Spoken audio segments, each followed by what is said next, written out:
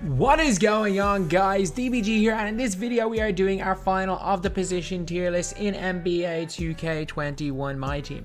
So this video is going to be the center position, and honestly, again, the center position started off really strong this year. We got a lot of really good centers early on in the year, but as it's kind of gone on, we have not got many great centers. The vast majority of the centers we've gotten have been are just kind of like mainly non-shooting centers, and I'm not the most successful at non-shooting centers. One thing I will say about this position though is that preference is key, so depending on your play style, a lot of things will change. Also, lads, if you guys are new to the channel, subscribe. We are trying to hit 250,000 as soon as possible. If we can hit it by, heck, if we hit it by this time next year, I'll be happy. If you guys are new to the channel, subscribe anyway. So yeah, now let's get onto it. So Al Horford, there's one big problem with this card, and there's a reason why I'm going to put him in B tier. His release is bad, but it's not absolutely horrendous.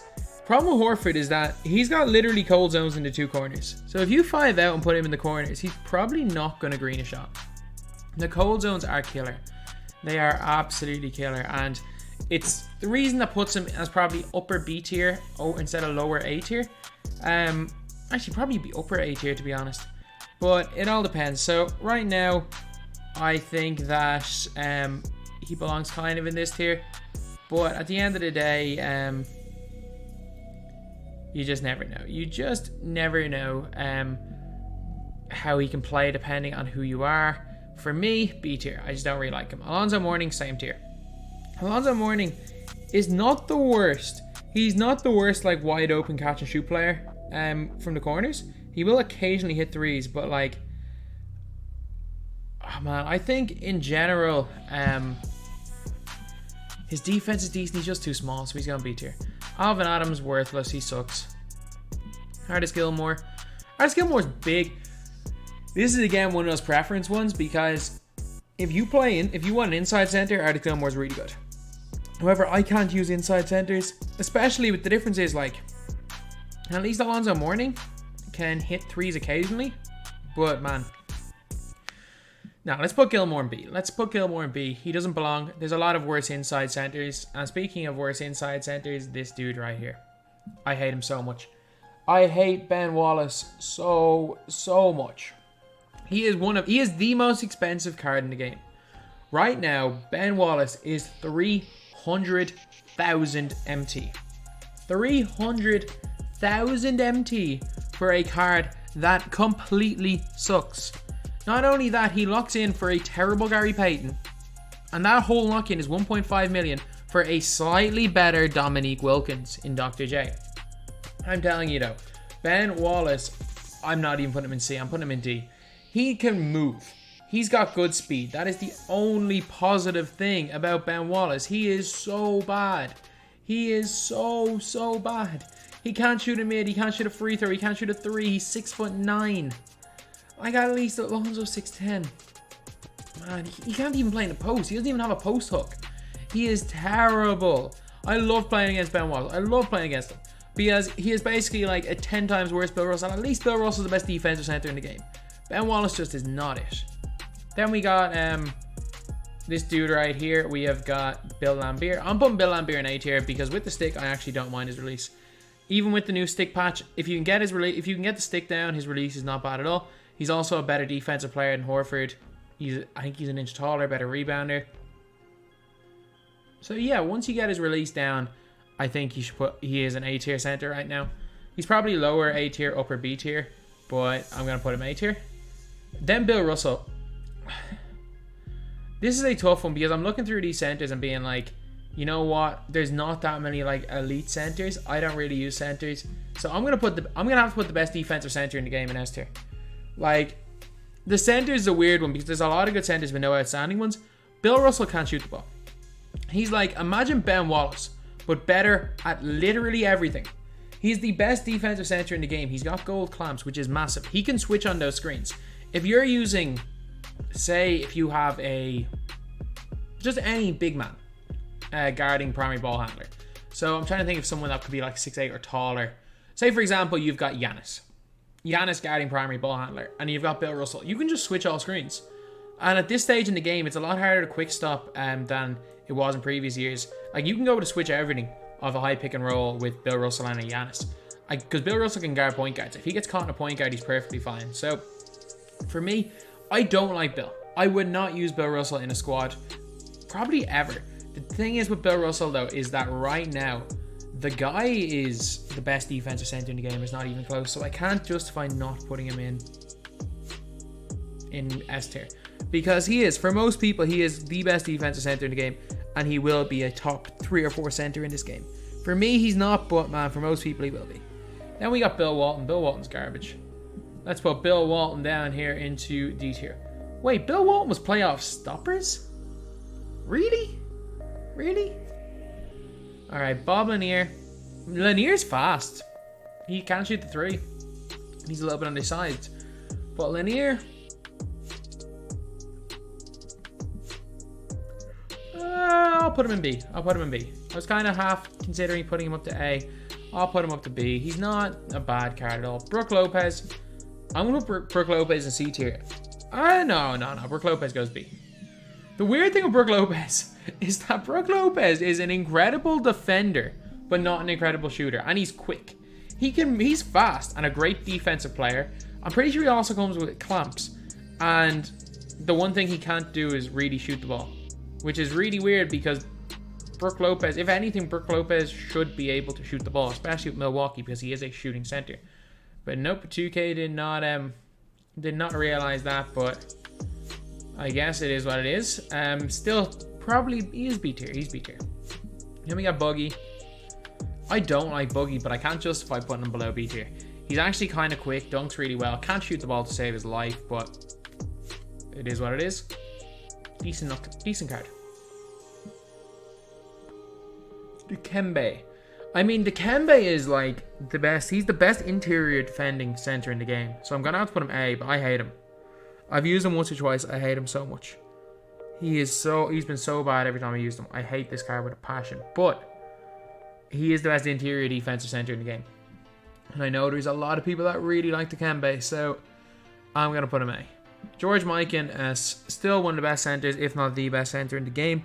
For me, anyway, running with like a Draymond up center is my best option, but I understand that my playstyle does not suit most people, so I'm gonna put George Mikan up here in S tier. Then we got Hakeem. I mean, Hakeem is like he's like a worse Boogie, but better in certain ways.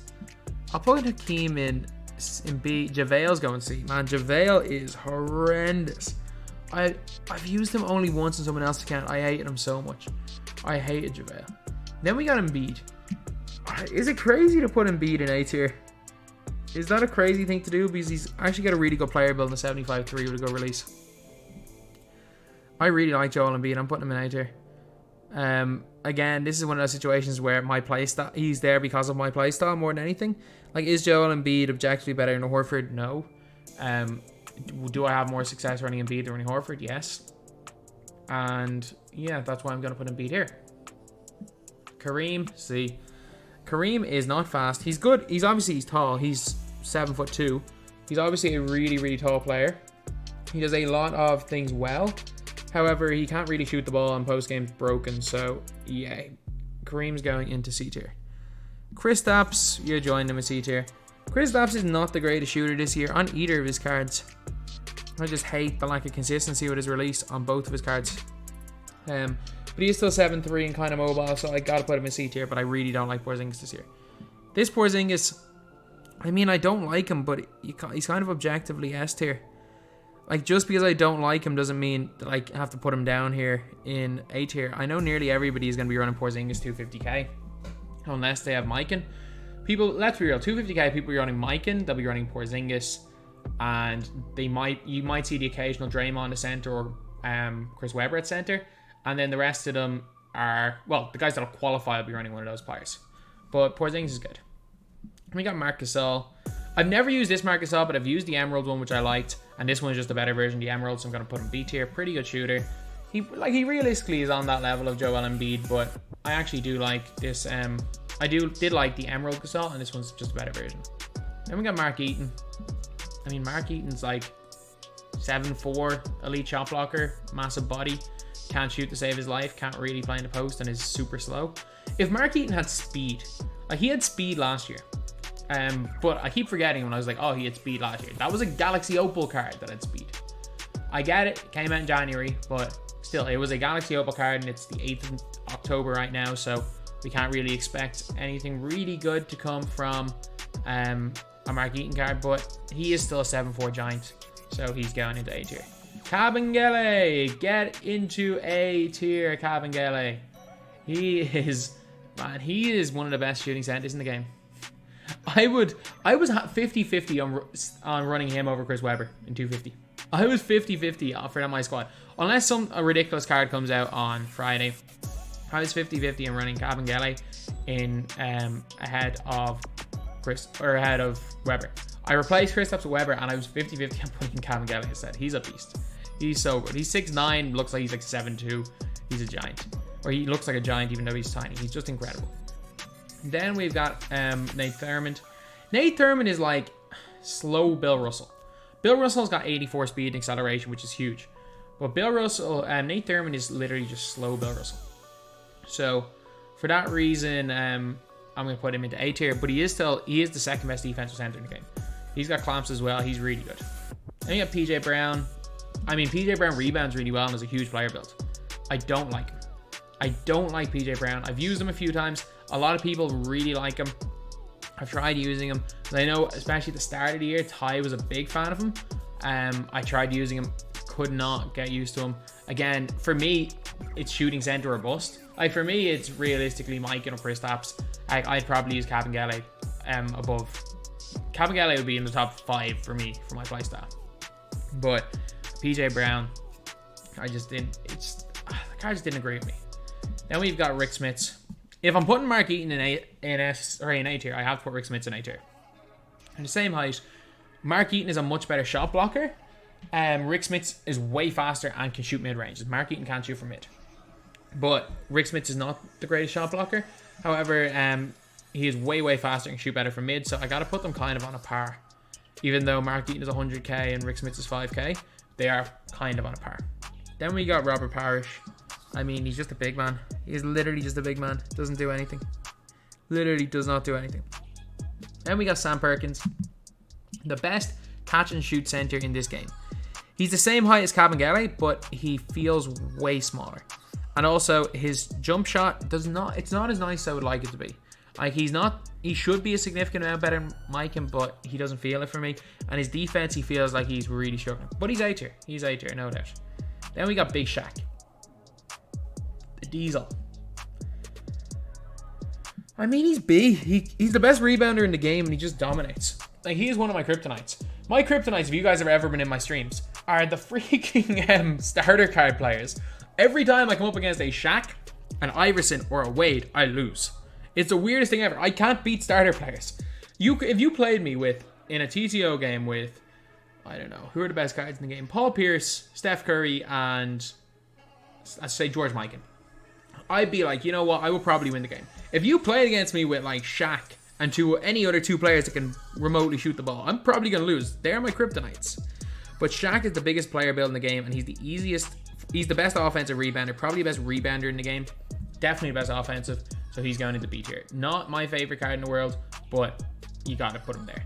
Sven Nader. Sven Nader is like, as bad as he is for a diamond, you can't say he's that much worse than like a Hakeem, or you can't say he's much worse than a Shaq. So I'm going to put him into B tier. He's like, he doesn't do anything. He's fine. Theo Ratliff, awful. D tier. Vin Baker. I hate this card. 73 ball. I really thought I would like Vin Baker. I really thought I would like Vin Baker. He did not hit a shot for me. 73 ball. I put him in corners. He just did nothing. Then we got Willis Reed. Both Willis Reeds are going into C tier. I don't like either of them. Neither of them are great. The funny thing is, though, is that this Willis Reed has got slightly better stats than this Willis Reed. Except this Willis Reed, the Diamond Willis Reed can get no badges. But the Amethyst Willis Reed, you can add like every badge to him. So if you haven't, I don't know what crazy person will badge up an Amethyst Willis Reed.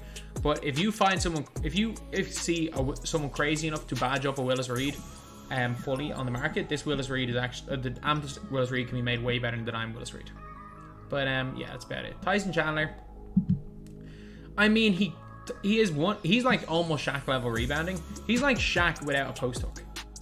That's basically it. Shaq can at least hit a post hook, whereas Tyson Chandler is one of the best rebounders and shot blockers in the game. He does certain things really well, and he actually does certain things better than most cards in the game. So for that reason, I gotta give him respect by not putting him in D or worthless.